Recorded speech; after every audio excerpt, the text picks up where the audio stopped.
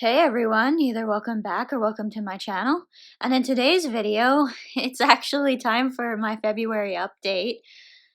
February is way too short. Before I get too far into the video, time for the intro. Back in 2018, I was diagnosed with IIH. IIH is short for idiopathic intracranial hypertension. In short, in IIH, there's an increased intracranial pressure without a known cause. IIH is known by two older names, pseudotumor cerebri, and benign intracranial hypertension. Living with IIH is very hard to explain to others, as it can be hard to tell when I'm not feeling well. My hope is that through these videos we can learn together and help make relationships better through a better understanding. I also hope to provide people living with IIH a community so they never feel like they are alone with this condition. Don't forget to subscribe and click that notification bell down below so that you get updated about further videos.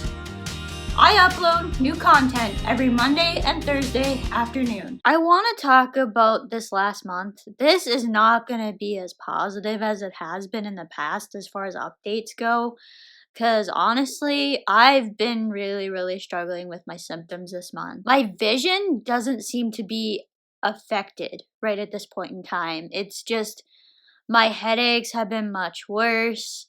My eyes feel like they're really sore. I've had a lot of pain around my eyes that honestly, it feels exactly the same as when you use your screens for too long. I think that's one of the reasons why I didn't pay attention to my eyes at the start, because it feels exactly the same to computer eye strain. I always say that if my double vision ever starts to get to a point where it's bothering me again consistently, that I would definitely move up my appointments. I basically want to talk about the symptoms that I've been having. So I've had a lot of dizziness, and I've even had some episodes of vertigo. They are a little bit different. So dizziness is kind of just more of an uneasy feeling. Vertigo is where the entire room spins. The vertigo only lasts about a second or two. It's not long at all. Headaches have been fairly annoying.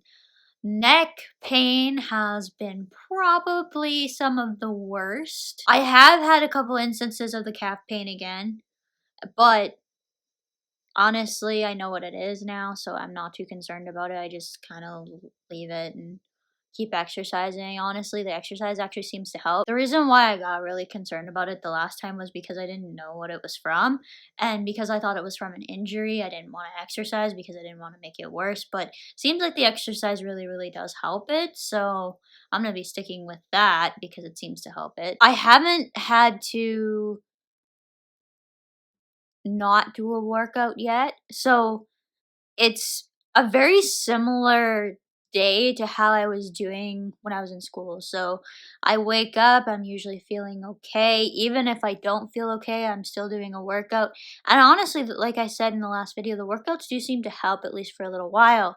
But it's the late afternoon and into the evening, it's particularly after the sun goes down, that I really start to feel the symptoms increase. And I don't know if it's because I'm waking up earlier, because I'm doing meditation, or if it's just my head is so much worse in the evening. It's been like that since I first started getting sick. Actually, I took full advantage of that in university. I would often go to sleep quite early so I could get up and do work because I was the best in the morning. And I know some people are the complete opposite. They'll do better at night and be worse in the morning. I don't know if that's very individual, but let me know if you're better in the morning or the evening, and maybe I actually might do a video on that. Reasons for why I haven't been feeling very well. I think the main reason for this has been something that's been completely out of my control.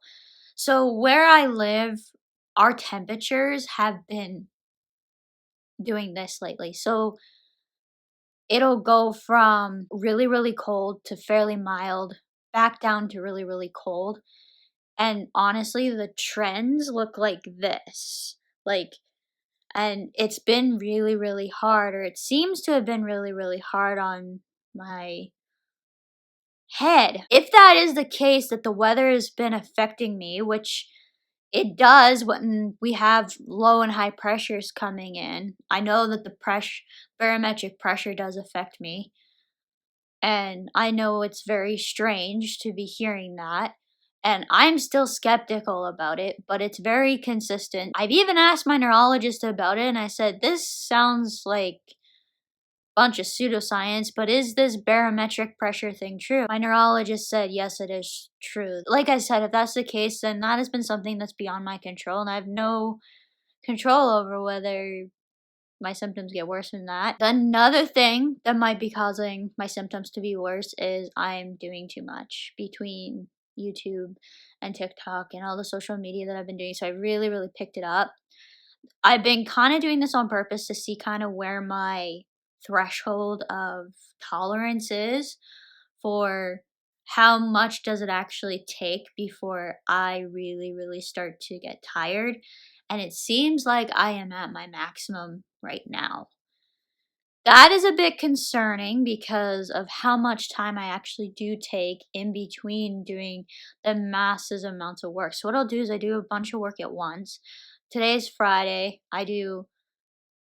Well, for TikTok, I do a video recording pretty much every day. Like I said in my one post on Instagram, I do not do TikToks on Sunday. And the reason why I stopped doing TikToks on Sunday was because I wanted a day that I didn't need to worry about filming. And Sundays are particularly busy for me because I'm trying to get Monday's video ready for going live. So it's a very busy day. Sundays and Wednesdays are quite intense. Wednesdays are particularly intense because I have my TikTok, my workout, and my YouTube video to edit. So it's a very full day on Wednesdays, but that's okay. I love being busy. I really, really miss being busy. And it's nice being able to do even like 3/4 of what I used to be able to do with a biochemistry degree. Actually, this is pretty equal to sometimes how much work I was doing, but it's completely different. I don't really know what else could be kind of resulting in up and down that's kind of changed in the past couple of months. This is really the only things that have changed over the past couple of months. Part of my problem too was I did that plank challenge on TikTok. I showed you guys an entire day of a day that I really wasn't feeling that great. Now, it wasn't a really, really bad day by any stretch of the imagination. I'll link that vlog above here. But when I get to the point where I'm having a really, really hard time with IIH, so it's not really responding to much of anything, I will put on my ice helmet. I've talked about this before, but I haven't actually shown you guys what this looks like. If you're ever around me and you see me wearing this thing, and I'm not complaining about pain, it's just because I'm not wanting to talk about it.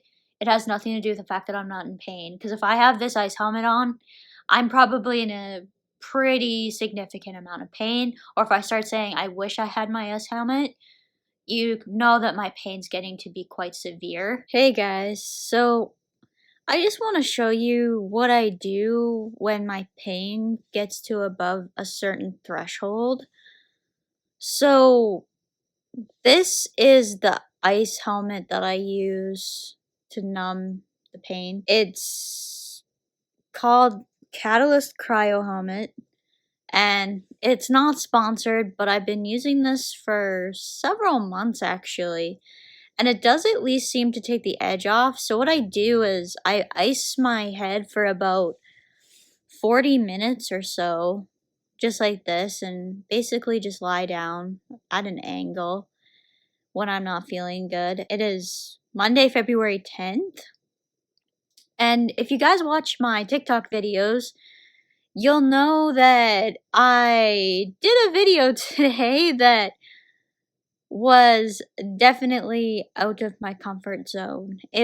I did the plank challenge. I had been wanting to try it for a while actually. I actually just wanted to see if I could do it, and the fact that I did it was great, but suffering through a lot of pain afterwards is not so great. So now it could have just been a rough day anyways, but it definitely doesn't help when you do something that can make it worse, and unfortunately, some exercises I have noticed make it worse.